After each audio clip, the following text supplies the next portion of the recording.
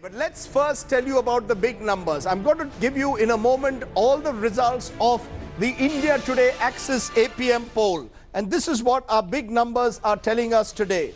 This is the exit poll on the 4 states and union territory that have voted in this 2016 election. Take a look at how the exit polls are now stacking up. First, we turn to Assam. Halfway, remember, is 64. This is what happened in 2011. BJP was just 5, Congress 78, AGP 10, AIUDF 18. Take a look at what our exit poll has predicted for 2016. A huge turn, a huge churning there in Assam. The BJP-led alliance is now 79 to 93. The Congress down to 26 to 33, AIUDF 6 to 10, others 1 to 4. So this could be a historic breakthrough election for the BJP in Assam. Let's turn to the next big state that we are looking at, the state of West Bengal. And here too there could be tectonic shifts. In 2016, this is what we are now predicting. The TMC-led alliance 233 to 253 out of 294. If this is true, it's a 3/4 historic majority for Mamata Banerjee. The left is 38 to 51, BJP 1 to 5, others 2 to 5. That's how West Bengal is looking at the moment. Let's then turn to the state of Tamil Nadu. And this is what our exit poll for Tamil Nadu is now showing. The AIADMK 89 to 101. Remember, halfway mark is 116.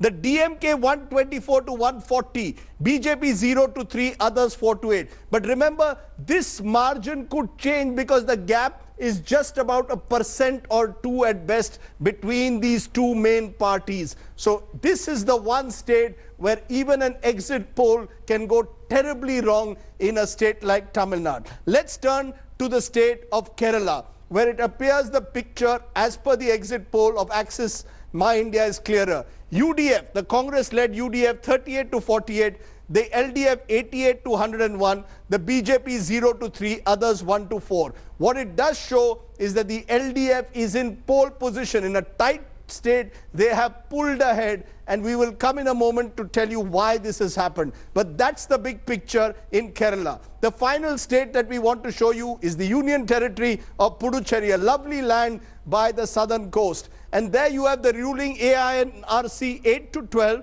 the ADMK 1 to 4, but it's the DMK Congress alliance that is likely to return after a 5-year gap to par there with 15 to 21, others 0 to 2. So clearly it's a mixed bag as you are seeing across this country. What does all this mean? We're going to be joined by special guests as well as newsmakers who will be joining me. Raj Chengappa, editor of India Today, is with us. Also with us, Sandeep Shastri. Remember, Mr. Shastri is the person I rate as someone who's been tracking elections for years, Pro-Vice Chancellor of Jain University and of Lokniti. Ashok Malik is joining me, senior journalist. Appreciate your joining us. We'll also be joined by other guests in a moment in the studio. But I want to also turn at the moment to our other guests who are joining us, our politicians. Let them react now. I'm joined by Narasimha Rao of the BJP. I'm joined by Yogendra Yadav, will be joining me shortly. Gaurav Gogoi, spokesperson of the Congress, is joining us. And remember, Assam is a critical state at the moment. And I'm also joined at the moment by the left, will be joining me from Bengal. But I want to turn to you first, Gaurav Gogoi. Can you tell us, Gaurav Gogoi, as I look at those Assam elections, will you concede that, are you ready to concede defeat, or you want to wait till the 19th? Rajdeep, I have told you in an earlier conversation as well that the Congress party is poised to be the single largest party in the Assam elections, and that is still the opinion that we hold. Our internal party sources and the kind of data that we have gathered do not seem to match with yours. So with all due respect, we will wait till the 19th. We're quite confident that this is a tough election, but the anti-incumbency against the 2-year-old Modi government far outweighs the anti-incumbency against the Congress government in Assam. No, but let's be honest, Gaurav Gogoi, the margin is very, very big. The margin at the moment is very, very big, which is why it appears that your best case scenario of being the single largest party is also not working. I can understand if it was a thin margin. Where do you think you have a chance? Why are you still optimistic? Why do you think we've got it wrong? Well, Rajdeep, if we were in 2014 when there was a Modi wave across the country, I would have believed your results.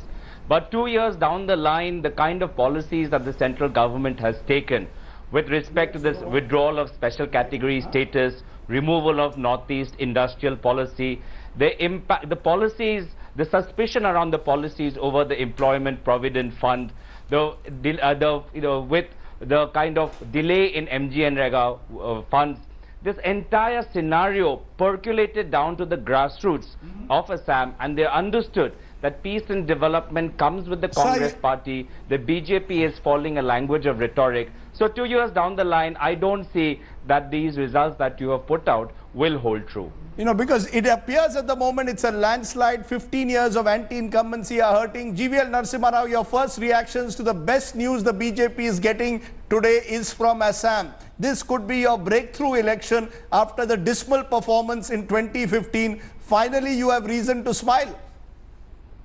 If these numbers are true, and it's a big if.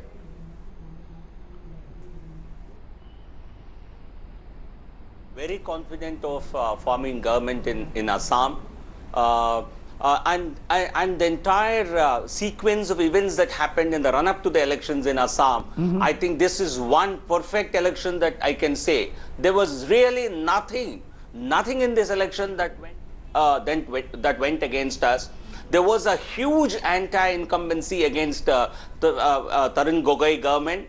And he tried. They are trying even now to somehow try and deflect issues from the misgovernance in Assam, and hence this desperate attempt to focus on central government in Delhi, which people have totally rejected. This is a vote against Mr. Gogoi more than a vote against Congress, I would say, and also their inability to keep their own leaders. This state was misgoverned. I think this three-term anti-incumbency has really has aggregated. Okay. You know, I can understand when, we get carried away with exit polls. Remember, it's an exit poll at the moment. So I'm going to ask all my guests to keep a little cautious before they already jump with elation. And you are a cephalogist yourself, so you'll be aware of that. I want to go, though, to the man of the moment. Sarbananda Sonowal, the man, if these polls are right, could be the next Chief Minister of Assam. Mr. Sonowal, you're smiling and you have every reason to smile. Our poll showing you getting a landslide victory. Do you see yourself as the next Chief Minister of Assam? Am I talking to the next Chief Minister of Assam already? Look, till 19 May, you will have to wait. I'm ready to wait till 19, but are you confident with this margin? And are you really sure that you are heading for a landslide? Because other polls have suggested a much tighter race. Look, one thing is very clear. Yes. I do not want to speculate anything right now. We'll have to wait till 19th of May afternoon. By the time election, counting like this would be over. And it is clear that BJP is coming to power with absolute majority and with allies 2/3 majority. But will you be the Chief Minister under all circumstances? Because there has been some talk that Hemanta Biswa Sarma could be the dark horse. He's been the driving force of this election campaign. If you become the single largest party, don't cross the halfway mark. In all circumstances, will you be the Chief Minister?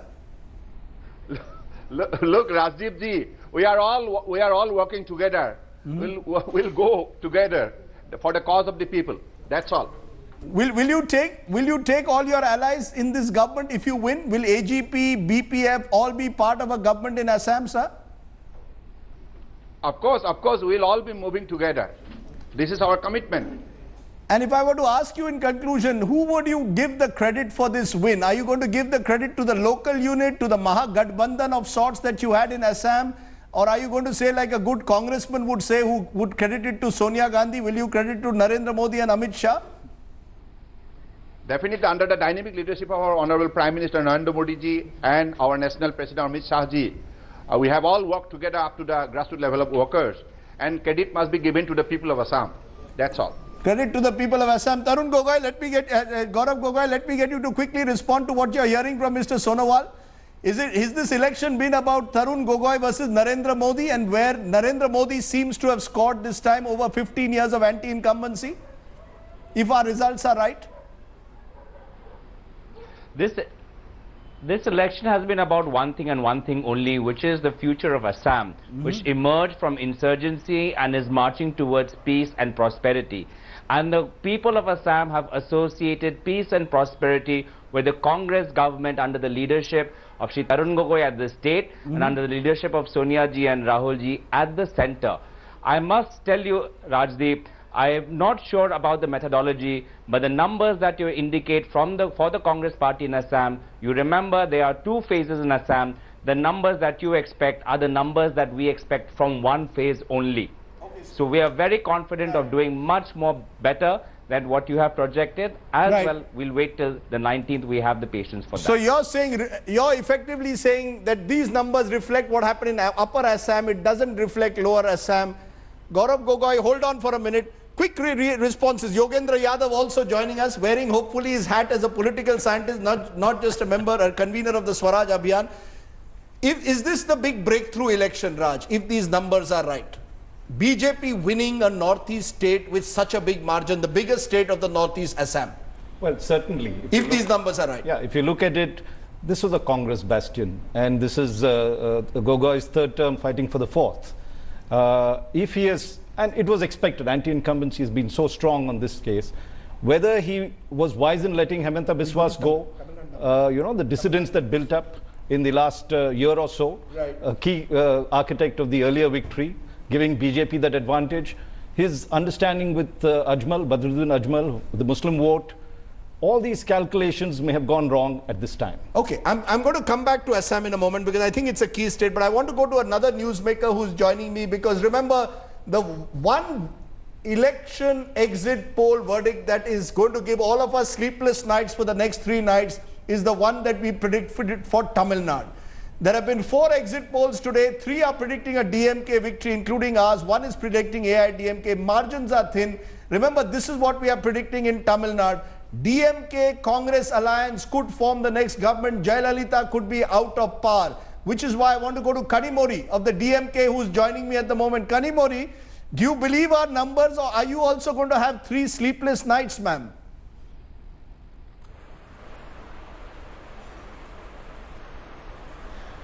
Yeah, your numbers look very positive and I hope it becomes better by the 19th. But anyway, it's better to wait till the 19th to be sure. I must ask my producer meanwhile to play pictures of Tamil Nadu. But I just want to ask you, Kanimori, if these numbers are right, what has swung the election? Because till a month ago, 2 months ago, it appeared it was advantage Jayalalitha. What has changed during the campaign according to you if our numbers are right?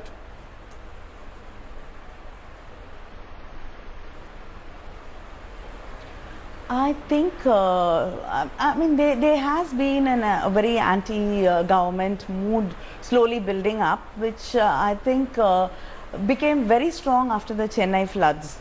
Even if it was just the coastal areas which were affected, I think people, whoever witnessed it, really turned against the government and the inertia they showed during the floods and the poor management, and the government hardly reached out to the people. And what happened in Chembramakkam was because they were not able to reach Jayalalitha, the chief minister. And apart from that, this government has been on sleep mode for the past 5 years. I think, yeah. No, you're saying this government has been on sleep mode, you're saying the floods have had an effect, but on the flip side, what does the DMK have to offer? Many say this is Tweedledum and Tweedledee. Both of you are steeped, your critics say, in corruption. Both of you have used money power in this election. Both of you have used freebies in this election. What is the difference between Karunanidhi and Jayalalitha in terms of governance, in terms of what you are offering the people of Tamil Nadu, ma'am?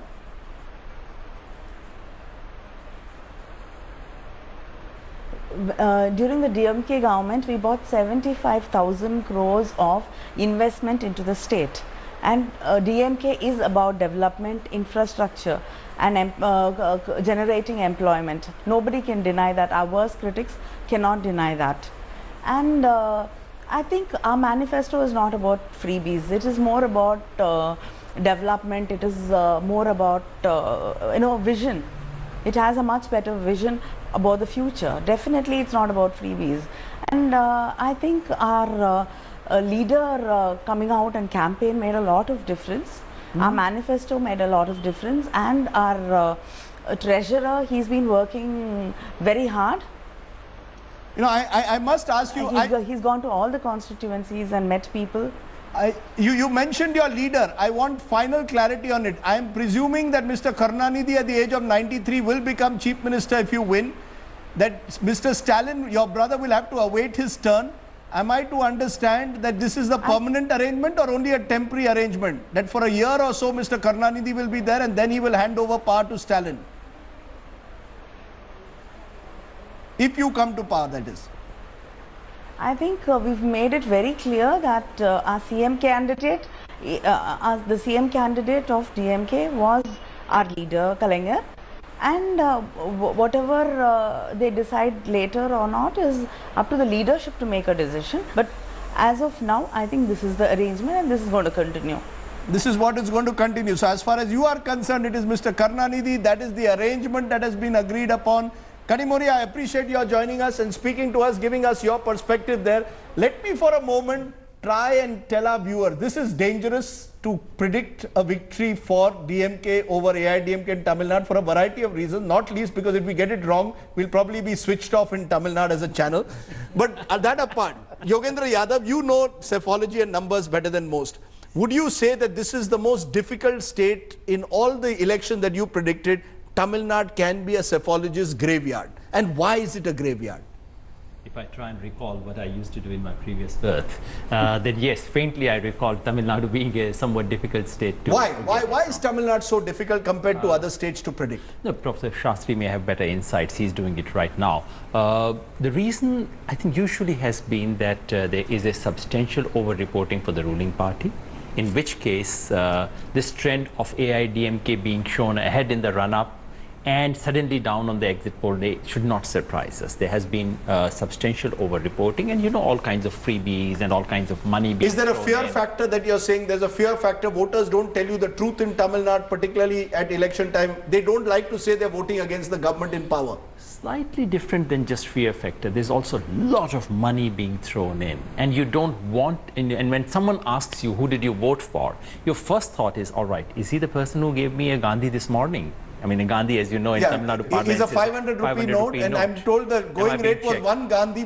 given by the DMK and 2 by the AIADMK. I don't know if Kadimori is still with us, but otherwise I would have asked her that question. So those kind of things also play. So in West Bengal, it's been pure raw fear.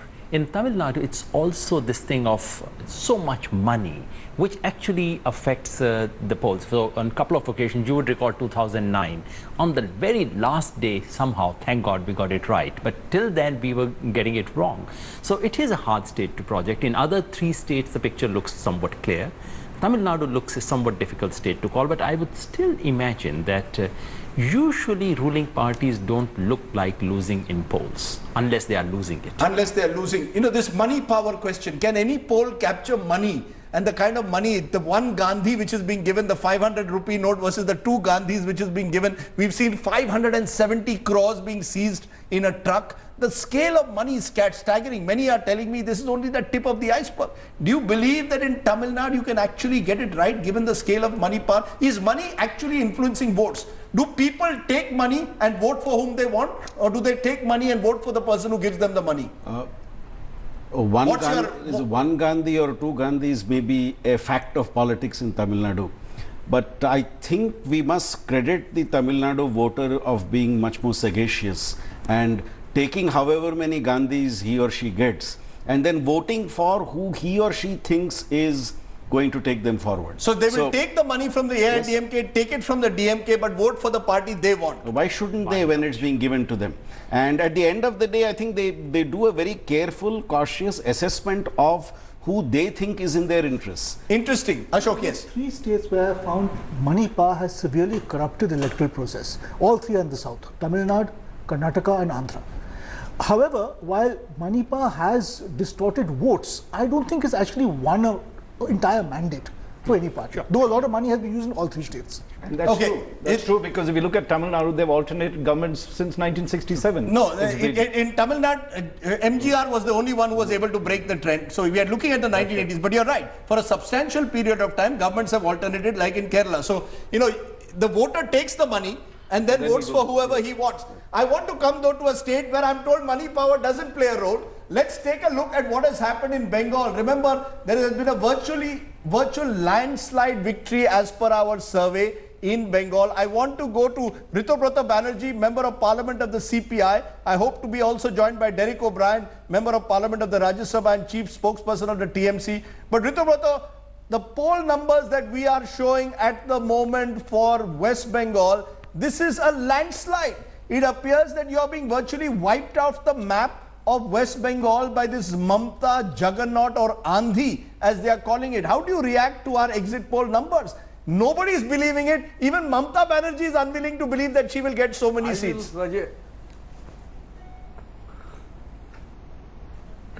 No, my simple reaction to this is, I think that your poll prediction, what this prediction is there, yes, this is far from reality.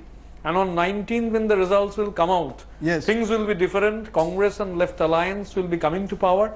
And I just want to mention, I am sitting in the most viewed channel in Bengal, Bengali channel, vernacular channel. Yes. I was just in their program some times ago. Categorically, it had been said this time there has been no exit poll. They have adopted a different method because people are not in a position to speak in a, while coming out from voting, because we have seen in the 7-phase voting innumerable incidents where voters are not being allowed to go to vote. So in Bengal, the situation, this fear cycle. No, hold on. I am confident enough that people have come out in big numbers in the last 4 phases of the election. The Election Commission had played a positive role, and when the results will come out, all these polls doesn't matter. On 19, the people of Bengal are going to give a mandate in favor of the left and the Congress alliance. You know, this is the problem, of course, with having politicians on exit poll day, because you will always believe our polls are wrong if they are giving you low numbers, but you're perfectly entitled to say that and speak about the fear factor. But GVL Narasimha Rao, the interesting thing is Assam, you're doing very well. But in both these states, Tamil Nadu, no major breakthrough by the BJP, and you're actually not doing rather well in Bengal, because this was also seen at least a year ago as a potential growth state. Would you concede that if these numbers hold, you will be a bit disappointed that you've been unable to stop Mamta in Bengal? Or are you happy with the fact that the Congress is not winning? Rajdeep, the only thing that the BJP is focused on is how to expand our own support base, how to win a significant number of seats from the states which have really not yielded much harvest for us in 2014. That includes states of West Bengal, Orissa, Tamil Nadu, Kerala, Andhra, Telangana. These are the states. So for us, it's a project in the works. I thought the project these was are not Congress states Mukt where Bharat. Really we never expected No, to do I thought the project was well. Congress Mukt Bharat. No, is it the certainly problem no. For us, expanding BJP or Congress Mukt Bharat, or both aligned? that is no, I think these are mutually non-exclusive. I think the more and more we expand, the Congress gets out into the margins, and that is already visible in exit poll results today. But one important point I want to make, a technical point as a pollster on Tamil Nadu. I think this is a state which had foxed pollsters in the past, and I had observed way back in the 90s, there is a concept called spiral of silence.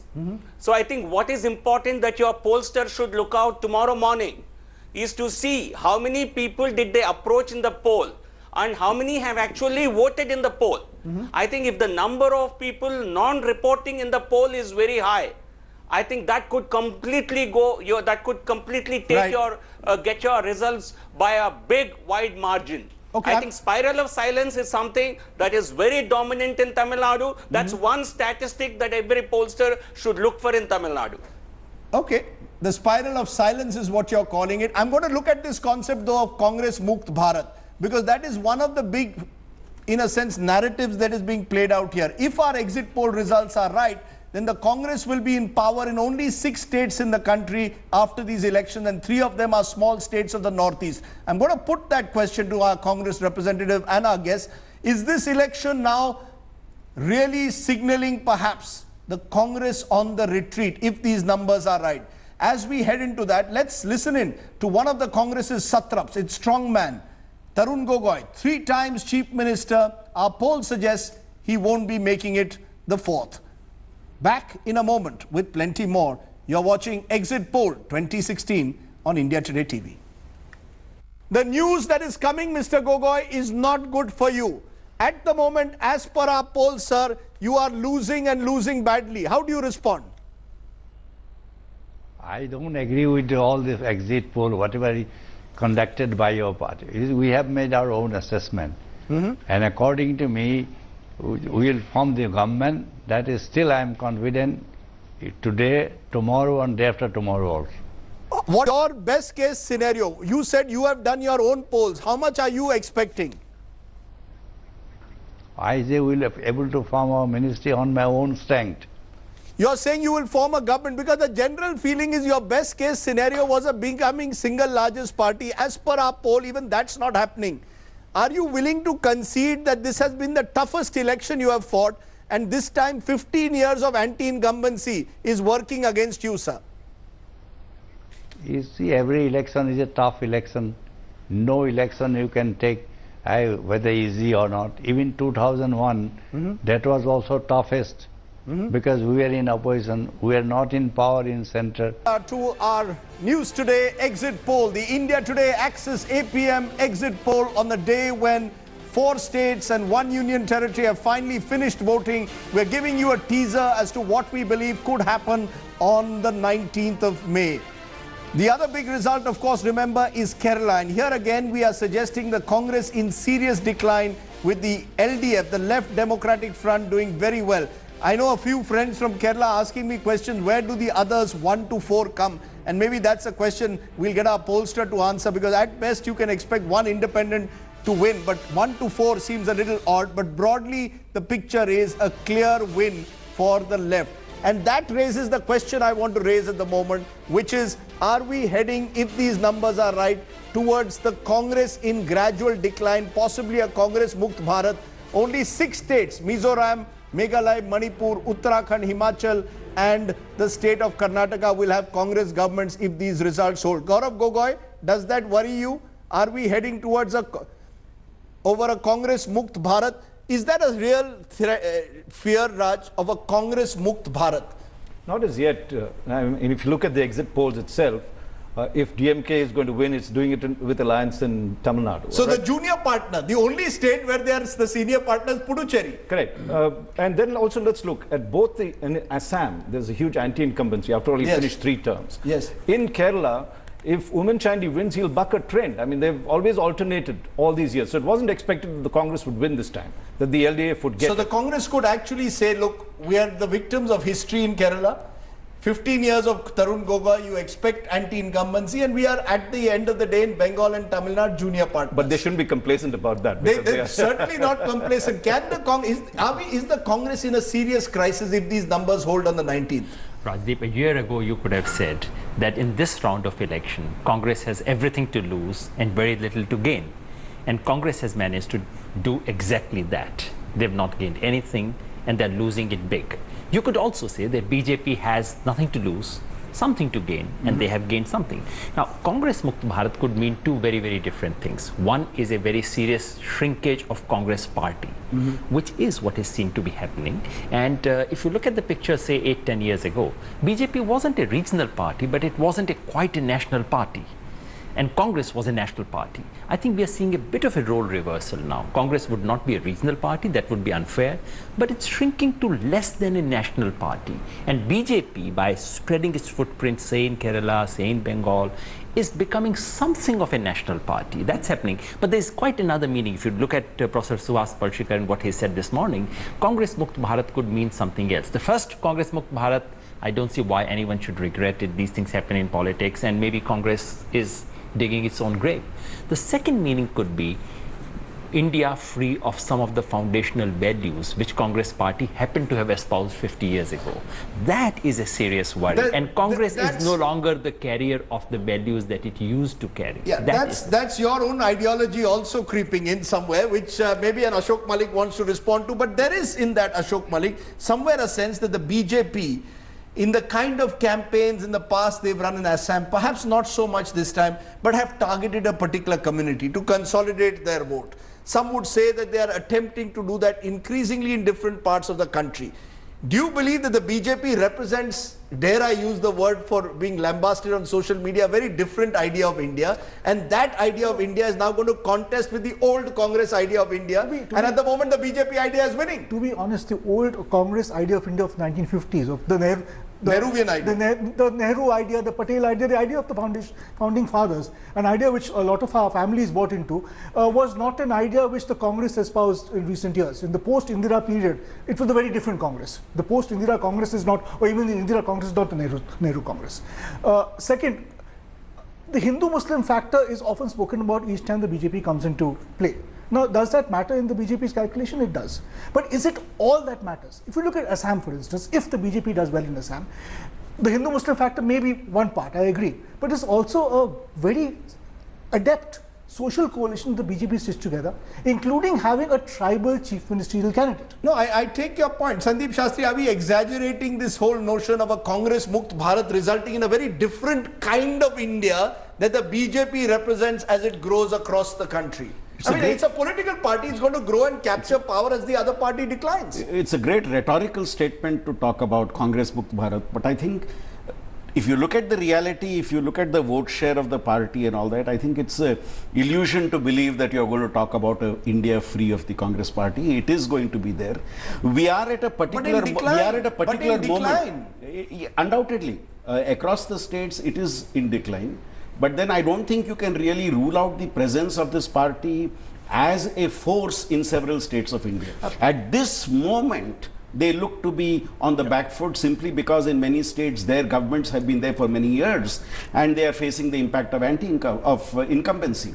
And I think the biggest challenge the Congress faces is state level leaders in the party don't seem to have a role which the party should give them to be able to make the party more buoyant. No, but the irony is that if these results hold, the two state Congress chief ministers who perhaps were the most empowered are losing. Uman Chandi and Tarun Gogoi, and which leaves the Congress with very few strong chief ministers. You'll be left with a Veerbhadra Singh, you'll be left with a Harish Rawat, you'll be left with Siddaramaiah, who's come from the Janata Dal secular. So you'll be left with very few Congress strongmen regional leaders. Rajdeep, there can be a point. I mean, Professor Shastri has a fair point. There are some points in the electoral cycle where you suddenly look very low. That may well be the case. But my question would be, which are the states where the Congress can look forward to a major reversal? Look at it from Gujarat to Odisha, this belt. Do we expect Congress to bounce back in Odisha, in Chhattisgarh, in Madhya Pradesh, possibly in Gujarat? So unless Congress bounces back in one of the big states, it does look like a decline. It's a very serious decline. If you look at 2014, where the Modi BJP project peaked, yes, it captured territory from regional parties and from the Congress. Yes. In the intervening 2 years, many regional parties have clawed their way back. Some successfully, some less successfully. They've clawed their way back. The Congress hasn't bounced back. That's and right. That is a fundamental problem. That's interesting because at the end of the day, many believe that the regional parties have that fire in the belly. Mamata Banerjee, Narda, Sarda, but the fire in the belly to go and give 180, address 180 rallies in 40 degrees plus heat. I want to turn to you, Veera Raga, because in contrast to Mamata has been the way Didi, the way Amma has campaigned. Didi has gone out there and aggressively campaigned.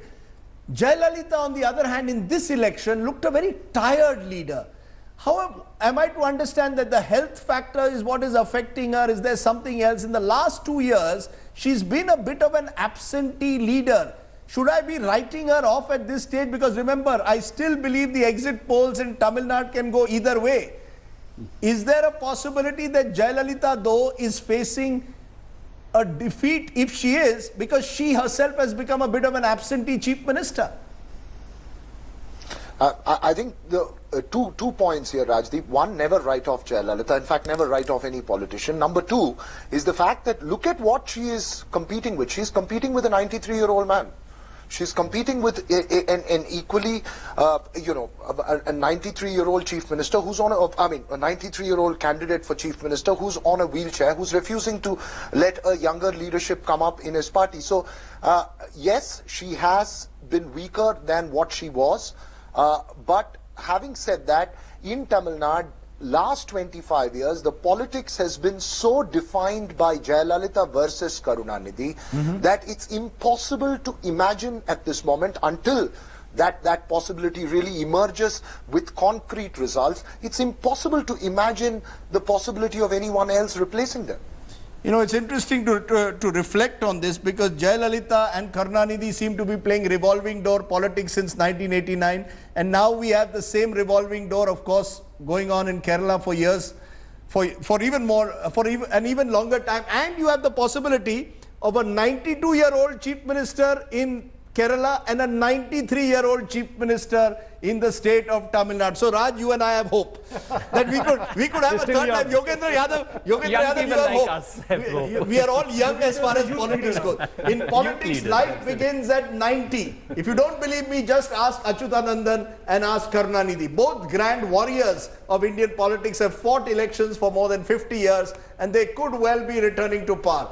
I've just got one more segment to go as we try and give some kind of a grand conclusion to these exit poll findings. Remember, it's only an exit poll. I keep giving you that statutory warning because we could all have eggs on our face come the 19th. For now, this is what our exit polls are saying, and on the basis of that, I'll get final comments. Are we heading towards a Congress Mukt Bharat, as some are suggesting, or are we simply seeing the reassertion of regional parties, as others might suggest? Back in a moment with plenty more on Exit Poll 2016 on India Today TV.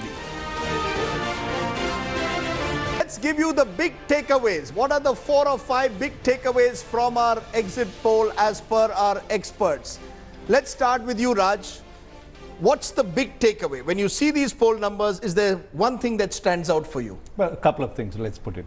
One, it's good for the BJP if they do win Assam. It ends their string of defeats that they've had. It gives them a new resurgent, gives them a foothold in Northeast, which they never had. 2, for the Congress, very, very bad news. They, as you mentioned earlier, is a junior partner, could be a junior partner in Tamil Nadu. They're losing Assam as well as Kerala. And so that's, you know, the resurgent Rahul that we talked about is nowhere evident in this particular polls.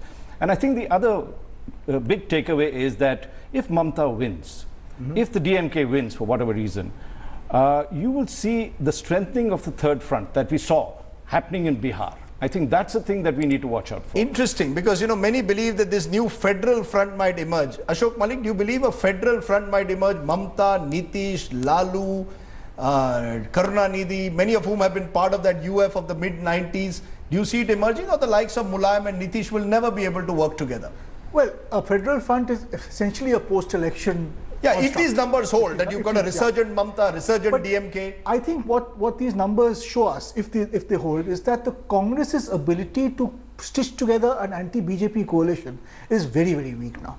And this is particularly with the results if these hold in Bengal, where the Congress has made this, you know, created this audacious attempt to tie up with the in the past year, as Raj said, the Congress has punched above its weight because of its numbers in the Rajya Sabha and because Rahul has gone from trouble spot to trouble spot. Right. But electorally, it has served no purpose if these numbers hold. Sandeep? If these numbers hold, 3 effects. One, the BJP will be glad about Assam, but BJP will have to ask itself serious questions about what happened in West Bengal, Kerala and Tamil Nadu. Because I think compared to 2014, there will be a dip, because the number of seats you're talking about in parliament is also not what they're getting here. For the Congress, of course, the retreat possibly in 2 states and only being piggyback on another party in Tamil Nadu if the DMK were to do well. And third factor I think in this election is, I think clearly the voter has said governance matters. And delivery at the ground matters, and the role of regional parties in that sense, the role of the parties which are prominent in certain regions, be it Trinamool Congress, be it DMK or not DMK, is critical. Okay, I'm just, Ashok, I've run completely out of time. We'll have lots of time on the 19th. I'm just going to get a quick reaction from you, GVL Narasimha Rao. Are you going to sleep well with these numbers? You've been an experienced pollster. Are you worried that what if our numbers go wrong in Assam? You'll have a depressed look on your face. You put all your eggs in that Assam basket. Not at all, Rajdeep. Yes, but we certainly, the ground reports, I've also been there in the state myself. I think it has all the trappings of a big win. Okay. So certainly we are not concerned. We are not worried at all. Assam will get a government. And BJP's goal of being the only national party with a footprint all across the country, I think that's coming true. Okay. Assam, we are now winning in Assam. We won in Haryana in the past. Maharashtra, we have taken one after the other big state from Congress, and Karnataka is the next. Okay, so Karnataka is the Congress, next. Okay. BJP Yukt Bharat is something that's BJP Yukt Bharat is what we are working towards, and Congress Mukt Bharat is the result of it. Okay, BJP Yukt Bharat is the result of a Congress Mukt Bharat. Veera Raghav, I'm not going to ask you any question because you've got to live for a while at least in Chennai. I know you have a house there, and if you predict either way, you're in trouble. So I suggest you remain safe and say that it's 50-50 in Tamil Nadu, right? It could go anywhere. That's the best way. Yeah, the only lesson to... The biggest takeaway, never try to predict Tamil Nadu. Never try to predict Tamil Nadu. Yogendra Yadav, let me give you the final word, and this time you can wear your hat as a political scientist.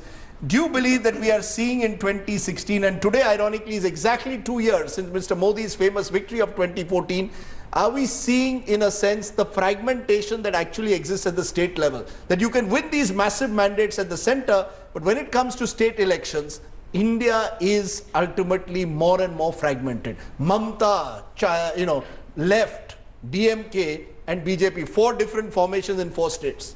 And what makes it even more fragmented is the inability of the Congress party to put up any serious challenge to the BJP. In this round, there are some gains for BJP, but losses for Congress are more substantial than that. We are probably looking at 4 clear verdicts. Tamil Nadu, we don't know which way it will go, but it will be clear. What is not clear is the message of these verdicts. Professor Shastri said message is governance. I don't know if it's a great governance of Mamata Banerjee. What is the message there? That's right. I don't know whether left is winning in Kerala because it's left or despite being left. I don't know whether they're losing in Bengal because they are So basically we are a country with few options. That it's not about governance, it's about limited options, and the voter, disenchanted voter, is having to choose with those limited options. It appears he's chosen for the options that our exit poll has given, but remember, it's 7 a.m. on the 19th where we will actually start going down to the real business, which is telling you who's actually won the election. Today is a teaser designed for television. Let's leave it there. Let's leave it there. Good. Rahul Kanwal joins you in a moment from now with a poll of polls, tells you who's right, who's wrong. That's coming up in a moment from now. Thanks very much for watching. Good night. Goodbye.